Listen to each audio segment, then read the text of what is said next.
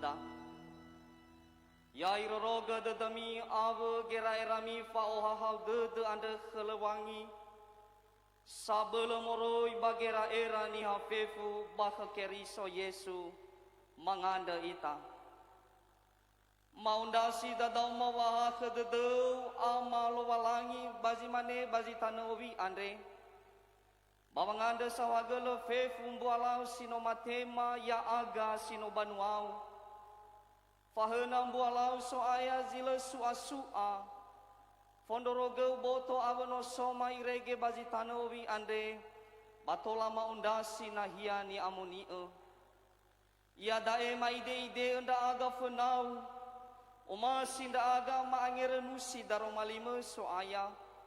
Sito bali sulu bahaga fenala lama. Bawa nerema bawe kolima bagulidane ande. Idena-dena tedema bama mati nda aga. Wafa abele gihehau ni amoni da zo oni ya aga. Fa aurima irege taromali ni basoma bani angere nusima.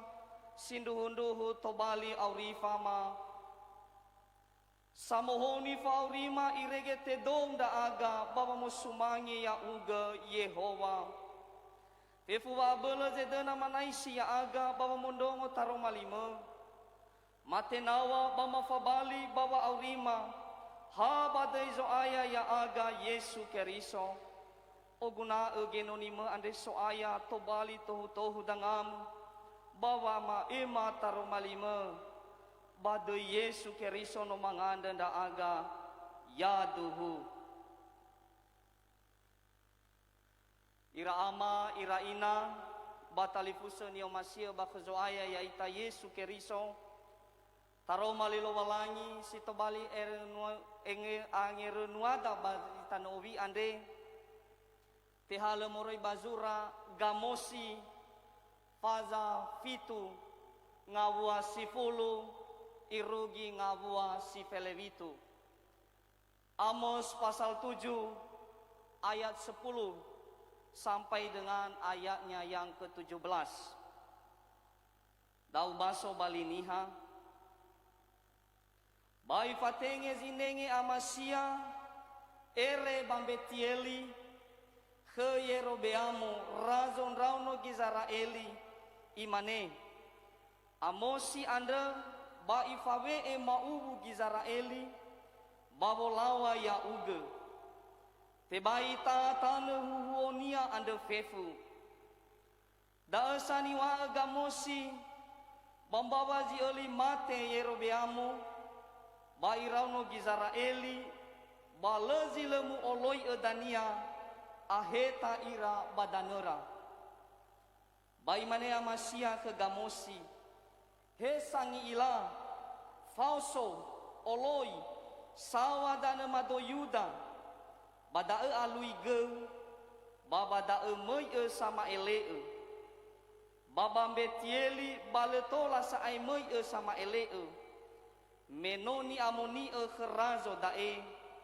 osali zato fefu kherazo baite maliga masia amosi imane tenga sama ele enda odo batenga gei ono zekola zama ele kubalo zawi nda o aine basi sokabu ara bano ihale nda odo Yehova no ihetado kubalo bano imane khegu Yehova ai ba iaga sama ele bambanuagu irauno gizaraeli ba fondondongo sa aeli lowalang li Yehova ya uge ba emane le tola iaga sama ele bandauno gizaraeli ba le tola elau huo ba mau gizaaki ande wa imane Yehova fo omong basi tobali sohore bambanua baono matua baono walawe basi mate bambawa zi oli taneu balasu asinali wa mau saya ia baya uge babadana sira ira ia matee ba irauno gizaraeli balezile mu oloi dania aheta ira badanera. Saya lanjutkan membaca dalam bahasa Indonesia.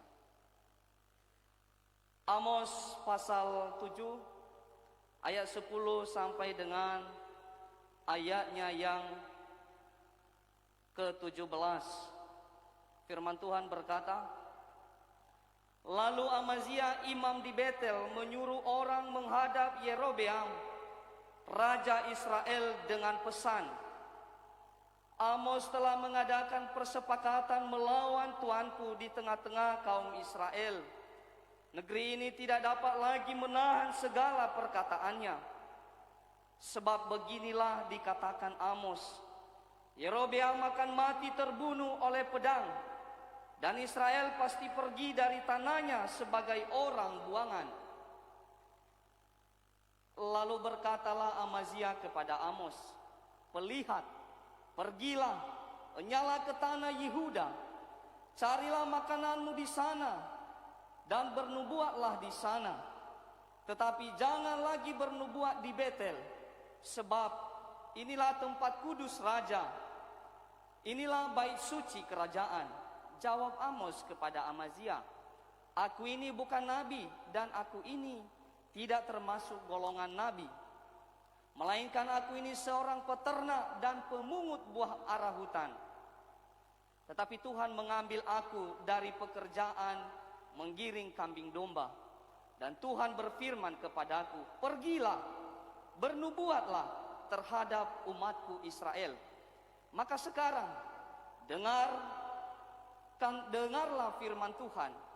Engkau berkata, janganlah bernubuat menentang Israel, dan janganlah ucapkan perkataan menentang keturunan Ishak.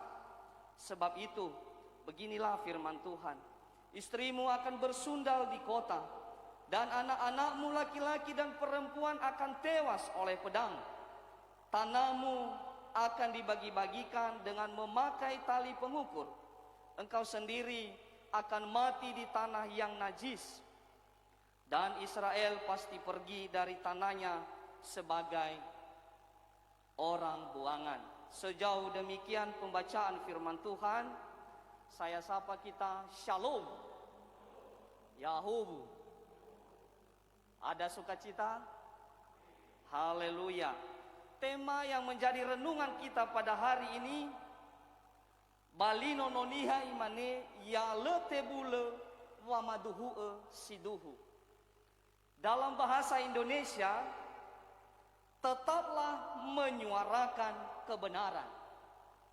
Bapak Ibu yang dikasihi oleh Tuhan, dari tema yang sudah kita dengarkan pada kesempatan ini menyatakan bahwa tetaplah menyuarakan kebenaran.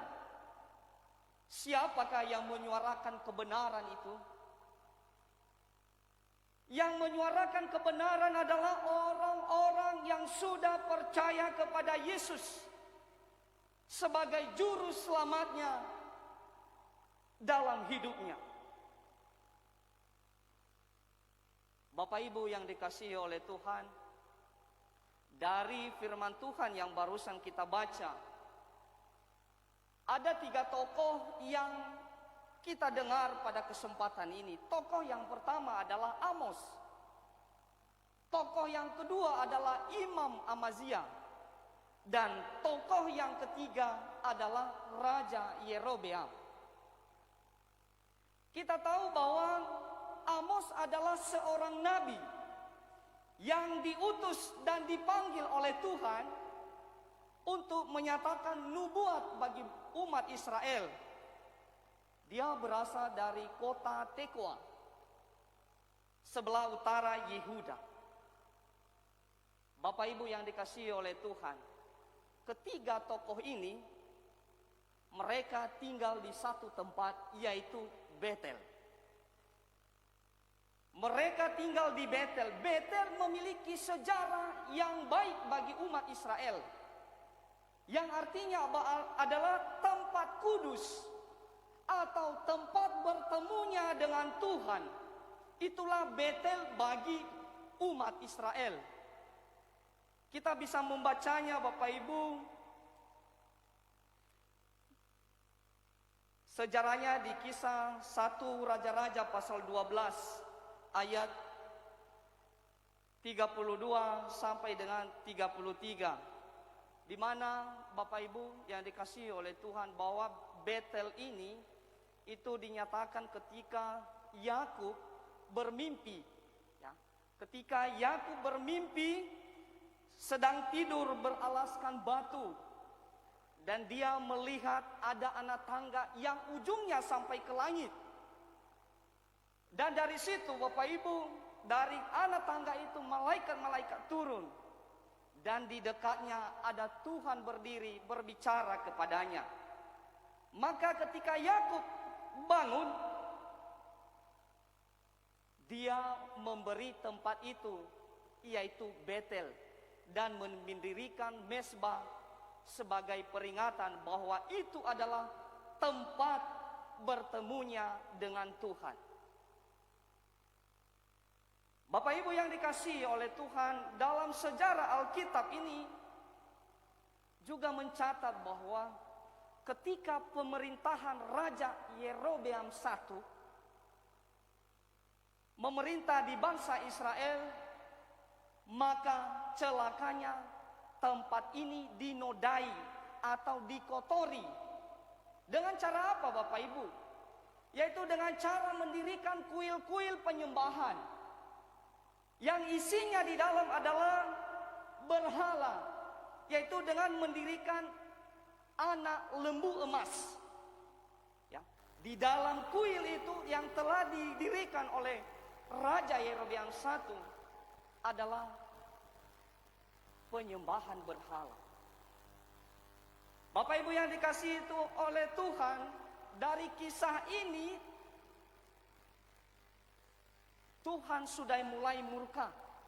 Tuhan sudah mulai marah. Nah, ketika Raja Yerobeam I ini meninggal, terus dilanjutkan oleh anaknya, yaitu Yerobeam kedua. Di saat inilah terus dilakukan penyembahan itu. Umat Israel datang ke kuil-kuil untuk menyembah kepada Tuhan, dengan motivasi yaitu untuk memberikan persembahan persepuluhan kepada raja, tetapi bukan untuk Tuhan.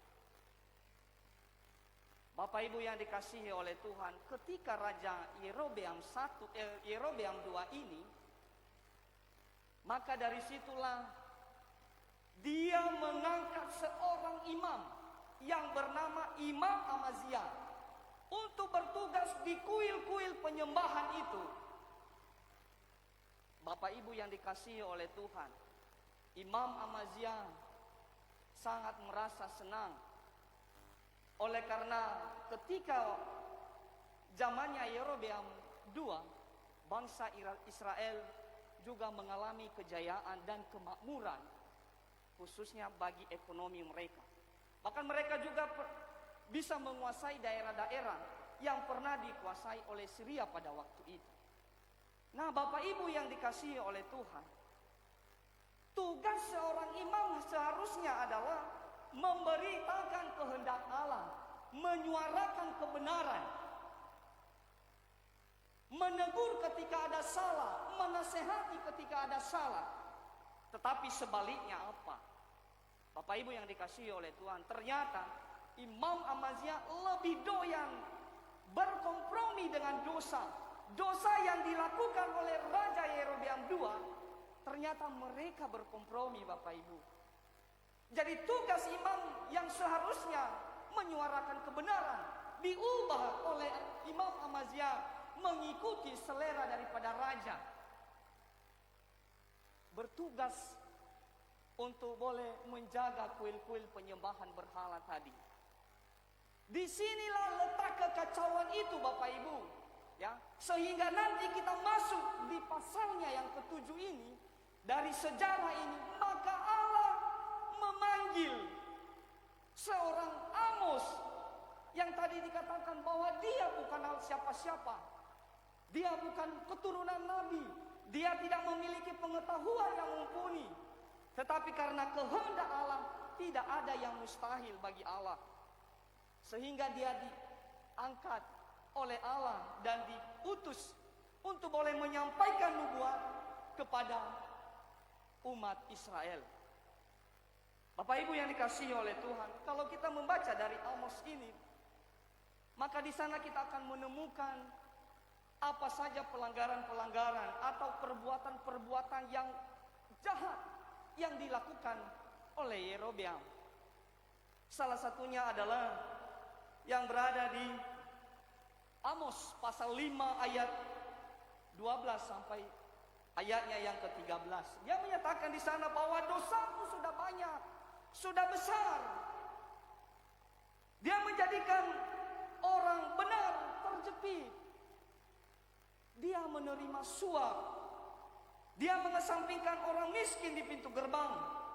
Orang yang berakal budi baik dibungkam oleh dia atau didiamkan oleh sang raja.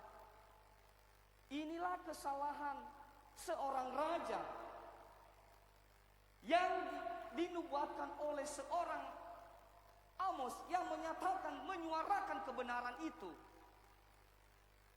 Ternyata Bapak Ibu, Imam Amazia tidak bermanfaat lagi sebagai seorang imam. Kenapa? Karena tidak menyadari tugasnya, bahwa tugas yang seharusnya adalah untuk memberitakan kebenaran. Tapi ternyata Bapak Ibu terinabobokan oleh jabatan yang dimiliki sang imam. Ya, ternyata digunakan kemakmuran itu sebagai kesempatan untuk meraup keuntungan. Itulah yang dilakukan oleh seorang Imam Amazia. Bapak Ibu yang dikasihi oleh Tuhan, sehingga nanti di pasalnya yang ke-7 ayatnya yang ke-10 ini, oleh karena kegelisahan yang dialami oleh Imam Amazia, terdengar oleh dia bahwa Nabi Amos telah menyuarakan kebenaran itu, maka dia mulai gelisah. Dia mulai merasa khawatir, takut. Kenapa? Karena jabatannya akan direbut. Kekayaan transferan ke rekeningnya sebenarnya udah mulai khawatir ini akan hilang seketika. Ketika Amos ini nanti tidak dibungkam. Dan Imam Amazia mencoba menghina dia. Itulah yang di ayatnya yang ke-10. Lalu Amazia, imam di Betel, menyuruh orang menghadap Yerobeam untuk melaporkan dia bahwa Amos telah mengadakan persepakatan terhadap umat Israel untuk melawan raja. Nah, ini yang pasal yang mau melaporkan Amos yang dilakukan oleh Imam Amazia. Kita lanjutkan Bapak Ibu di ayatnya yang ke-11. Ini adalah suatu penegasan ketika sang Amos bernubuat. Dia berkata di sana, sebab beginilah dikatakan Amos, Yerobeam akan mati terbunuh oleh pedang, dan Israel pasti pergi dari tanahnya sebagai orang buangan. Bapak Ibu yang dikasihi oleh Tuhan, ternyata dosa itu diakibatkan ada teguran yang paling keras ya, disampaikan kepada sang raja oleh Amos itu sendiri. Dari hal ini terus lagi dilanjutkan Bapak Ibu di ayatnya yang ke-12. Lalu Amazia ini berkata, pergilah. Ternyata oleh karena kegelisahan tadi Bapak Ibu, ternyata dia menyuruh untuk pergi dari tempat ini. Dia rencananya adalah membungkam seorang Amos untuk tidak menyatakan kebenaran itu Bapak Ibu. Tapi apa yang terjadi Bapak Ibu? Ternyata Amos tidak gentar. Dia tidak takut Bapak Ibu. Dia menyatakan bahwa dia adalah diutus oleh Allah. Kita bisa membaca di ayatnya yang ke-14 sampai ke-15. Di sana dia menyatakan bahwa aku ini bukanlah keturunan nabi, tetapi saya memenuhi panggilan Tuhan untuk menyatakan, menyuarakan kebenaran itu. Ini adalah ketegasan Bapak Ibu seorang Amos atas panggilan dari Tuhan. Dia menyatakan bahwa tanpa takut dia sampaikan bahwa saya ini diutus oleh Tuhan. Bapak Ibu yang dikasihi oleh Tuhan, dari apa yang sudah disampaikan oleh Amos penegasan ini, maka nanti di ayatnya yang ke-16 dan ke-17 suatu peringatan bagi raja dan juga bagi imam, bahwa sesungguhnya nanti istrimu akan bersundal di kota. Anak laki-lakimu dan anak perempuan akan mati karena pedang, dan engkau akan mati najis di kota. Itu yang disampaikan oleh Amos. Ketegasan bahwa nubuat yang sudah diberikan kepadanya telah disampaikan. Apa yang terjadi Bapak Ibu? Ternyata sang raja dan juga dia tidak menghiraukan demikian. Sehingga nanti kalau kita melihat sejarahnya bahwa 2 tahun kemudian itu akan digenapi nubuat Allah itu sendiri, yaitu raja yang dua ribu mati ketika ada gempa bumi di Israel ketika itu. Bapak Ibu yang dikasihi oleh Tuhan, dari segala firman Tuhan ini, kenapa seorang Amos bisa diangkat dan kenapa seorang imam diangkat menjadi imam? Maka dari itu Bapak Ibu, ada 3 poin yang menjadi renungan kita pada kesempatan ini. Poin yang pertama Bapak Ibu, dengan tema tetaplah menyuarakan kebenaran. Tema yang pertama adalah memiliki motivasi untuk kemuliaan Allah di dalam pelayanan. Kalau Imam Ahmadiyah tadi, dia diutus sebagai imam bukan motivasinya melayani Allah, melayani Tuhan, tetapi dia hanya karena keinginan sendiri ingin memperkaya diri. Nah, Bapak Ibu yang dikasihi oleh Tuhan, kita diingatkan dalam renungan ini menyatakan memiliki motivasi yang memuliakan Allah dalam pelayanan. Siapakah kita pelayan itu? Pelayan itu seperti yang pertama saya katakan adalah orang-orang yang sudah percaya kepada Yesus sebagai Juru Selamat. Maka itulah yang menjadi pelayan Tuhan. Apa motivasi kita Bapak Ibu? Apakah kita sebagai seorang pejabat negara? Apakah kita sebagai seorang pejabat gereja? Apakah kita sebagai seorang orang tua di dalam keluarga? Kita sebagai seorang anak muda. Apa motivasi kita sekarang di dalam pelayanan, di dalam lembaga?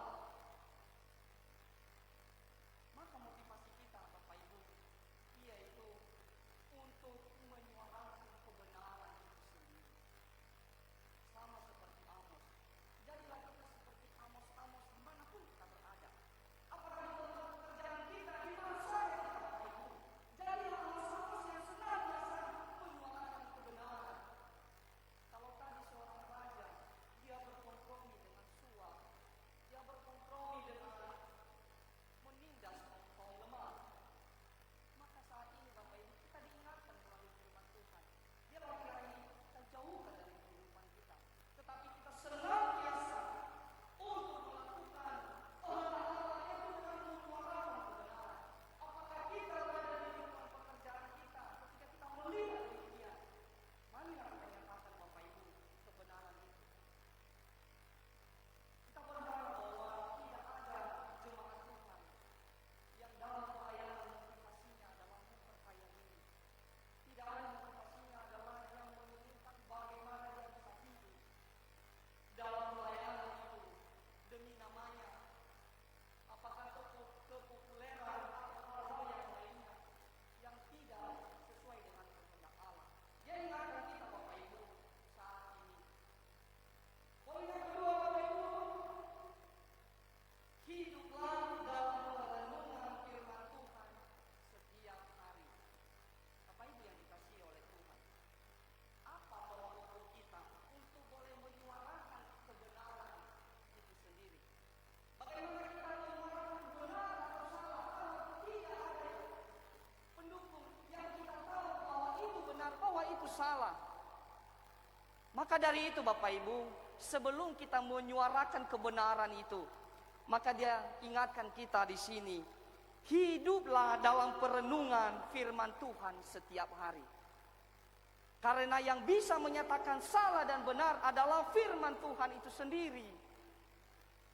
Kalau kita tidak merenungkan firman Tuhan, kita tidak pernah membacanya Bapak Ibu, bagaimana kita bisa menegur? Itu salah, ini benar. Tentu tidak ada. Maka dari firman Tuhan ini, sebelum kita menyuarakan kebenaran itu, maka kita hidup di dalam perenungan firman Tuhan. Poin yang ketiga Bapak Ibu, jangan takut suarakan kebenaran. Poin yang ketiga yang menjadi renungan kita yaitu jangan takut. Sama seperti Amos tadi. Walaupun dia dihina, dianggap motivasinya tidak benar, memperkaya diri, ingin populer, tapi apa yang terjadi? Dia tidak gentar Bapak Ibu. Dia terus bernubuat, menyuarakan kebenaran itu. Maka dari itu Bapak Ibu, dimanapun kita berada, siapapun kita saat ini yang mendengar firman Tuhan ini, dia berkata jangan takut menyuarakan kebenaran itu. Dan kita percaya sebagai orang beriman bahwa Tuhan akan menolong kita. Tuhan akan memberkati setiap kita ketika kita mau menyuarakan kebenaran itu sendiri. Apakah kita mau menyuarakan kebenaran di tengah-tengah pejabat? Apakah kita mau menyuarakan kebenaran di tengah-tengah pemimpin agama? Bapak Ibu yang dikasihi oleh Tuhan, dia berkata jangan takut. Sekarang saatnya kita menyatakan kebenaran itu Bapak Ibu, dimanapun kita berada. Baik di lingkungan pekerjaan kita, dalam jabatan kita, janganlah kita salah menggunakannya, tetapi berani kita menyatakan kebenaran itu sendiri. Untuk boleh dipahami Bapak Ibu, bahwa di dalam menyuarakan juga kebenaran tidak identik dengan kritik. Ya, saya pertegas kembali Bapak Ibu, bahwa di dalam menyuarakan kebenaran itu tidak identik dengan mengkritik atau berseberangan dengan pejabat atau orang yang kita kritik. Tidak Bapak Ibu. Tetapi biarlah kiranya kita senantiasa menyuarakan kebenaran itu oleh karena hikmat dari Allah itu sendiri. Ya, pesan yang pertama adalah marilah kita menyuarakan kebenaran itu dengan hikmat dari Allah. Mari kita memohon kepada Tuhan, beri kami hikmat Tuhan untuk menyuarakan kebenaran ini. Di depan kita sudah ada kesalahan yang fatal yang dilakukan oleh pemimpin di negeri ini atau pemimpin-pemimpin agama di negeri ini. Maka nyatakan itu Bapak Ibu kepada Allah oleh hikmat dari Allah itu sendiri. Jangan dengan kekuatan sendiri Bapak Ibu.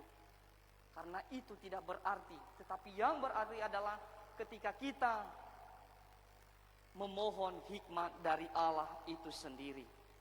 Bapak Ibu yang dikasihi oleh Tuhan, dalam menyuarakan kebenaran sesuai tema tadi Bapak Ibu, tentu saja kalau kita tidak sanggup pergi menyuarakan kebenaran di mana saja, maka yang harus kita lakukan adalah hidup di dalam kebenaran itu sendiri. Jikalau Bapak Ibu tidak sanggup pergi menyuarakan kebenaran itu seperti Amos, maka minimal kita bisa hidup di dalam kebenaran itu Bapak Ibu. Sehingga melalui sikap kita, melalui perbuatan kita dimanapun kita berada, orang-orang yang ada di sekeliling kita menyadarkan mereka oleh karena sikap perbuatan kita, karena kita hidup di dalam kebenaran.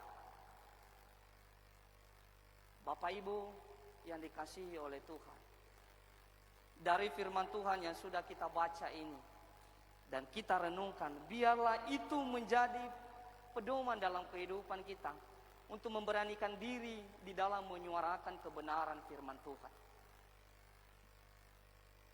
Sehingga Bapak Ibu, orang-orang yang sudah mengikuti kehendak Allah, maka dia senantiasa Segala perkataan mulutnya adalah adil. Tidak ada yang berbelit-belit atau serong. Ya. Jika orang sudah hidup di dalam kebenaran dan mengikuti kehendak Allah, maka mulut perkataannya adil, tidak berbelit-belit. Seperti dalam ayat hafalan kita dari Suraga Medola Fazawalu Amaidola Fazawalu ayati siwalu imane badae satu lefefu wehede bawagu le hadia iazi tefuyu balesi le atule. Firman Tuhan bahasa Indonesia, segala perkataan mulutku adalah adil, tidak ada yang belat-belit atau serong. Bapak Ibu yang dikasihi oleh Tuhan kita Yesus Kristus, orang yang sudah benar-benar mengikuti kehendak Allah, maka akan nampak dari tutur katanya, dari setiap perkataannya, bicaranya pun sudah nampak bahwa orang itu adalah orang yang mengikuti kehendak Allah. Demikian renungan kita pada hari ini, dan yang menjadi ayat hafalan kita baca, Bapak Ibu, saya baca dan Bapak Ibu nanti boleh mengikutinya bahasa Indonesia, bahasa Nias. Satu lefefu wehede bawagu le hadia iazi tefuyu bale sile atule.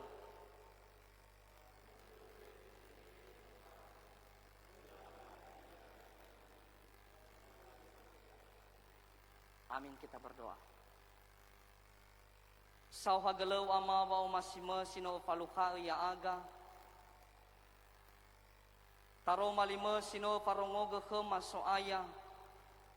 Baya inda aga sino banwau ya dae ya letebule wa maduhu esidu hunda aga.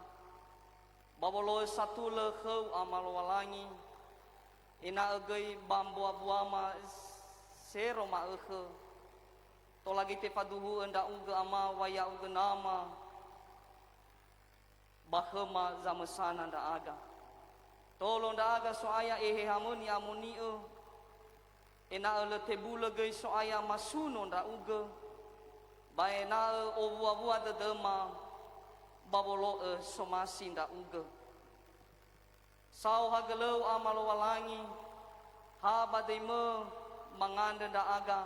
Badino noma anda Yesu Keriso ya duhu.